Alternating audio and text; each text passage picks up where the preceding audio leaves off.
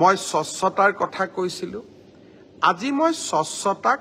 আৰু এখোপ আগুৱাই লৈ যাব খুজিছোঁ তৃতীয় বৰ্গৰ এডিআৰই পৰীক্ষা সমাপ্ত হ'ল এতিয়া মই এটা নতুন কথা ক'ব খুজিছোঁ 27 তাৰিখে সেৱাক আপোনালোকে আবেদন কৰিব পাৰিব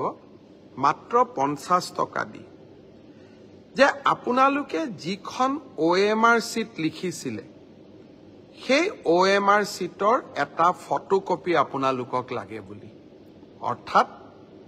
আপোনালোকে লিখি থৈ অহা OMR চিটখন 27 তাৰিখৰ পৰা সেৱাৰ কাৰ্যালয়ত আবেদন কৰি সেৱাই তাৰ ধুনীয়া বিজ্ঞাপন দিব কেনেকে এডভাৰটাইজ কেনেকে আবেদন কৰিব লাগে আপোনালোকে চেণ্টাৰত জমা দি থৈ অহা OMR চিটটো এইবাৰ আপোনালোকে 50 টকা জমা দি সেৱাৰ পৰা লৈ আহিব পাৰিব ফটোকপিৰ খৰচ 50 টকা ঘৰত লৈ আহি OMR চিটটো এইবাৰ আপোনালোকে পৰীক্ষা কৰিব পাৰিব যে মই শুদ্ধ উত্তৰ দি আহিলো নে নাই শুদ্ধ উত্তৰটো কি 28 তাৰিখে আমি এনসাৰ কিটো সেৱাৰ ৱেবসাইটত আমি প্ৰকাশ কৰিম অৰ্থাৎ 27 তাৰিখৰ পৰা আপোনালোকে OMR চিটখন আবেদন কৰি সেৱাৰ পৰা ল'ব পাৰিব 28 তাৰিখে সেৱাৰ ৱেবসাইটত এনসাৰ কি প্ৰত্যেকটো প্ৰশ্নৰ উত্তৰ কি হোৱা উচিত তাকো আপোনালোকে চাব পাৰিব অৰ্থাৎ ঘৰতে বহি মইনো কিমান নম্বৰ পালো OMR চিটখন হাতত উলিয়াই লওক এনসাৰ কি লগত মিলাই চাওক আৰু 100ৰ ভিতৰত 50ৰ ভিতৰত মই কিমান নম্বৰ পালো হেয়া ঘৰতে বহি মই হিসাব উলিয়াই ল'ব পাৰিম অৰ্থাৎ ৰিজাল্ট দিয়ালৈ অপেক্ষা কৰিবই নালাগে ভাৰতৰ কোনো প্ৰদেশতে এনেকুৱা সিদ্ধান্ত আগত গ্ৰহণ কৰা হোৱা নাছিল OMRৰ কপিও পাব আৰু এনসাৰ কিটো উপলব্ধ হ'ব এতিয়া আৰু এটা আমি স্বচ্ছতাক আৰু এখোজ আগুৱাই লৈ যাব খুজিছোঁ এনসাৰ কিটো আপোনালোকে চালে চাই পেলাই মনত খুদুৱনি লাগিলে যে এইটো প্ৰশ্নৰ এইটোতো উত্তৰ নহয় উত্তৰটো বেলেগহে হ'ব লাগিছিলে 500 টকা দি আপোনালোকে সেৱাক জনাব পাৰিব যে আপোনালোকে প্ৰস্তুত কৰা উত্তৰটো ভুল হৈছে উত্তৰটো আসলতে পঞ্চপাণ্ডৱৰ তৃতীয়জন সন্তান ভীম নহয় অৰ্জুন সেৱাই ভীম বুলি এনসাৰ কিট লিখিলে আপোনালোকে শুদ্ধ কৰি দিলে সেৱাক যে আপোনালোকৰ এনসাৰ কিটো ভুল আসলতে পঞ্চপাণ্ডৱৰ তৃতীয়জন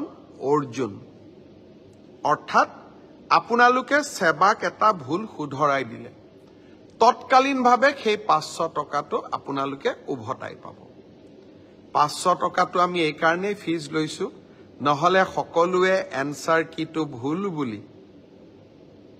হাৰাশাস্তি কৰাৰ ৰাস্তাও ল'ব পাৰে যাতে হাৰাশাস্তি কৰাৰ ৰাস্তা নলয় সেইভাবে আমি এটা 500 টকা লম কিন্তু যদি আপোনালোকৰ পৰামৰ্শ শুদ্ধ হয়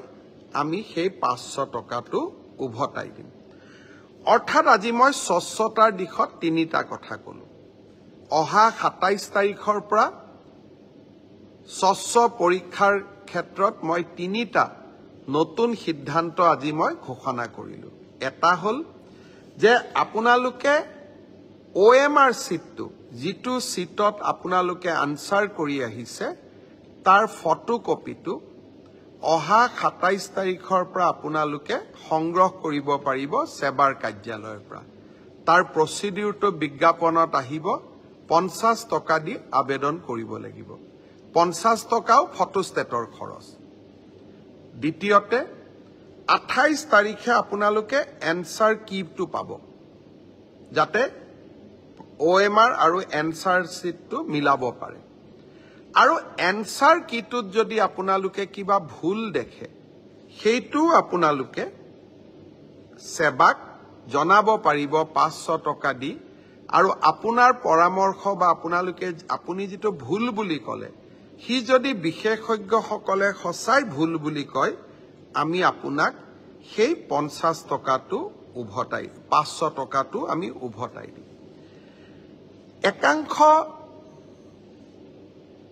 পৰীক্ষাৰ্থী আমাক প্ৰশ্ন কৰিছিল যে OMR সিটত ফটোটো কিয় দিছে মই চালো অন্ধ্ৰপ্ৰদেশ মহাৰাষ্ট্ৰ আজিকালি সকলো ৰাজ্যৰ পৰীক্ষাত OMR সিটৰ লগত ফটোটো দিয়ে যাতে এজন পৰীক্ষাৰ্থীৰ নামত আন এজন পৰীক্ষাৰ্থীয়ে পৰীক্ষাত অৱতীৰ্ণ হ'ব নোৱাৰে আজি মই সেৱাৰ বিষয়াসকলৰ লগত কথা পাতিছিলো তৃতীয় শ্ৰেণীৰ OMR সিট ইতিমধ্যে বনোৱা হৈ গল ড্ৰাইভাৰ বা তৃতীয় শ্ৰেণীৰ আন পোষ্টৰ কাৰণে আপোনালোকৰ মনোভাৱক কাৰণ বহুতে কৈছিল যে আমাৰ আইডেন্টিটিটো ৰিভিল হ'ব পাৰে আপোনালোকে কোৱা কথাটো নিশ্চয় কিছু মেৰিট আছে হে ভৱিষ্যতৰ ৰিক্ৰুটমেন্ট পৰীক্ষাত এডিআৰইৰ পৰীক্ষাত OMR সিটত ভৱিষ্যতে ফটো লগোৱা OMR সিট ব্যৱহাৰ নকৰিবলৈ মই সেৱাক পৰামৰ্শ দিছো